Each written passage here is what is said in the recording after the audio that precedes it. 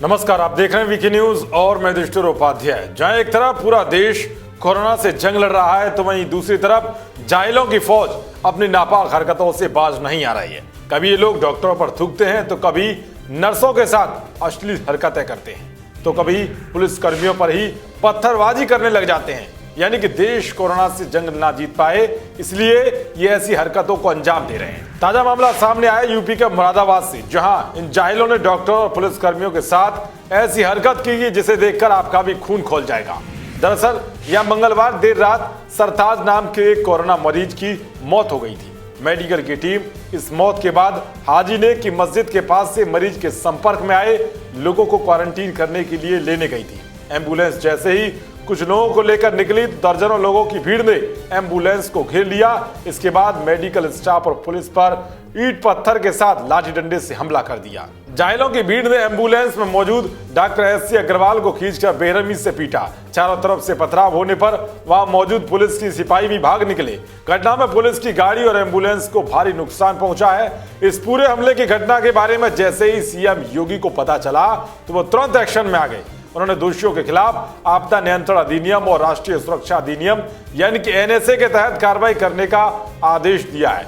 साथ ही तोड़फोड़ में हुई संपत्ति के नुकसान की भरपाई भी दोषियों से ही की जाएगी। उन्होंने जिला और पुलिस प्रशासन को ऐसे उपद्रवी तत्वों को तत्काल चिन्हित कर गिरफ्तार करने का आदेश दे दिया है। अब आप खुद सोचिए, जहां डॉक्टर्स, सफाई कर्मी और सुरक्षा में लगे सभी पुलिस अधिकारी और पुलिसकर्मी इस आपदा की घड़ी में दिन रात एक करके लोगों की जान बचाने के लिए लगे हुए हैं, मगर ये जाहिल लोग इन पर हमला करने में लगे हुए हैं। इससे पहले मेरठ में मस्जिद के इमाम समेत 4 लोगों ने अधिकारियों की टीम पर हमला कर दिया।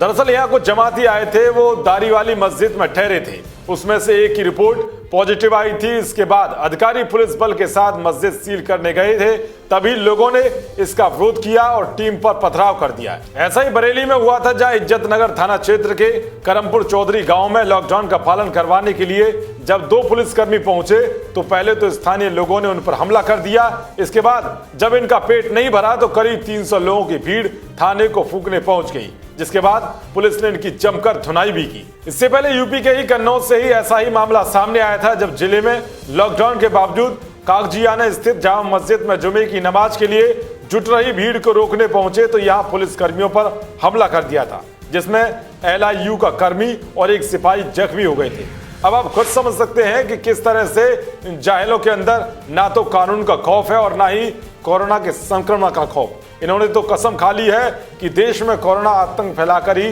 दम लेना है। ऐसे जाहिलों पर आपकी क्या राय है, कमेंट बॉक्स में जरूर बताएं। देश और दुनिया की तमाम खबरों को पाने के लिए देखते रहिए वीके न्यूज। शुक्रिया।